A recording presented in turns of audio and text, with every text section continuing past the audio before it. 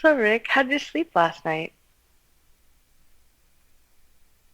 I don't know how to answer that. Honestly, I don't know how to answer that. And I never know how to answer that. It is a question that usually leads me into my mode of how didn't I sleep well?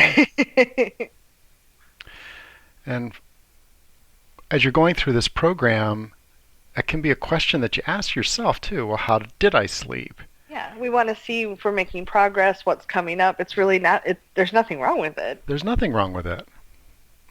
And I want to acknowledge that there's a part of our brain, our body mind, that is looking for improvements. That's why we do courses like this. This is Yeah. why we want to upgrade our sleep and to be able to recharge better. But that part of us also tends to look for the pock marks, the the, the hair that's out of place, so to speak. And I want you to just feel into this question. How did you sleep last night? What happens in your body? This is a really good example where going into the body sensations is useful.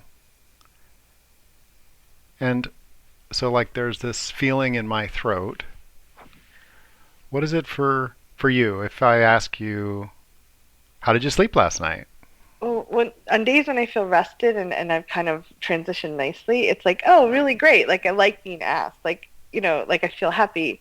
But on days when I feel kind of ashamed because I didn't give myself enough hours to sleep or I didn't sleep well, I feel kind of like a heaviness on my shoulders and my heart, like, oh, I did a bad job and someone's asking me about it. Like, how did you do on that test? Oh, not Uh, so good. Um, so it doesn't feel great. right. And thank you for bringing that up. That sense of I did a bad job. Um, I want to acknowledge too that sometimes I put a cap on how enthusiastic I might express how well I slept, Yeah. especially if you're with someone or you have friends or coworkers that are not sleeping well and they look tired and you just know that they didn't sleep well Yeah. and they're asking you how you slept. You may have a hard time saying it was yummy, delicious. I had great dreams. I woke up a couple of times to the just the most beautiful images and feeling connected to heart and soul and earth and sky and heavens. And boy, I love my imagination. I love my bed and my pillows. Feels yeah. Like shut up. I hate you. Yeah. Okay, so this is how did you sleep? Like a lot of questions can carry baggage for your body. So right now, my throat is you might be able to hear it. My throat's constricting a little bit. There's an energy conflict. That's what it feels like to me. For some people, it just can be a helplessness or hopelessness in your gut. There's no right or wrong here. What we're doing is we're honoring that we have energies around this question.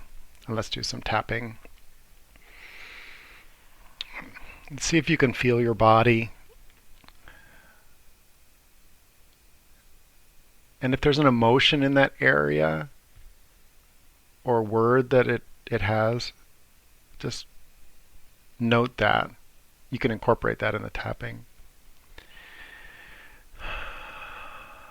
Even though I don't know how to respond to how I slept, Even though I don't know how to respond to how I slept. there is definitely a stress in my body. There's definitely a stress in my body. And it's okay to let that part of me relax. And it's okay to let that part of me I'm relax. not a bad person if I didn't sleep the way I wanted. I'm not a bad person if I didn't sleep the way I wanted. Top of the head. I'm not a bad person if I slept the way I wanted. I'm not a bad person if I slept the way I wanted. Eyebrow. I'm not a bad person if I didn't sleep the way I wanted. I'm not a bad person if I didn't sleep the way I wanted. Side of the eye. It seems like a trick question. Seems like a trick question. Under the eye. It's definitely a stressful question at times. It's definitely a stressful question at times. Under the nose. And I'm open to being surprisingly neutral about it. And I'm open to being surprisingly neutral about it. Chin. It may not even be the best question. It may not even be the best question. Collarbone. And I'm resolving this conflict within my body. And I'm resolving this conflict within my body. Under the arm. How did you sleep last night? How did you sleep last night?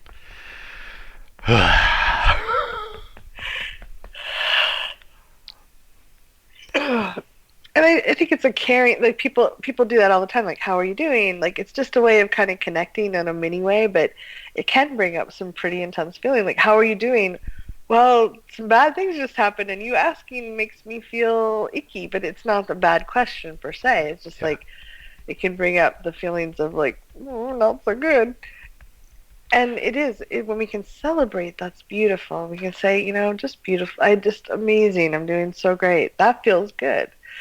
So just feeling more neutral, not feeling the shame and the like sense of, oh, I should have done better. That can make that question and the way of approaching people a lot easier. Yeah, if you have distress around it, bring it to neutral. If you're neutral about it, be open to the possibility of asking a different question, like, well, what is something I'm grateful for about last night or how I slept? Yeah. What am I carrying with me energetically from that experience into the next? Yeah, and we can receive the care someone's asking because they, kind of curious how we're doing. Yeah, It's a little mini check-in. yeah. So they're Thank you not. for caring. Thank you for caring. Thank you for caring. Thank you for caring. Thank you for caring.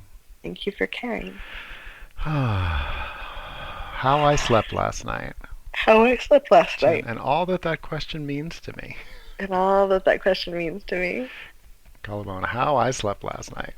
How I slept last night, And all that question means to me. and all that question means to me. Top it. And I am taking some good things forward. And I am taking some good things forward.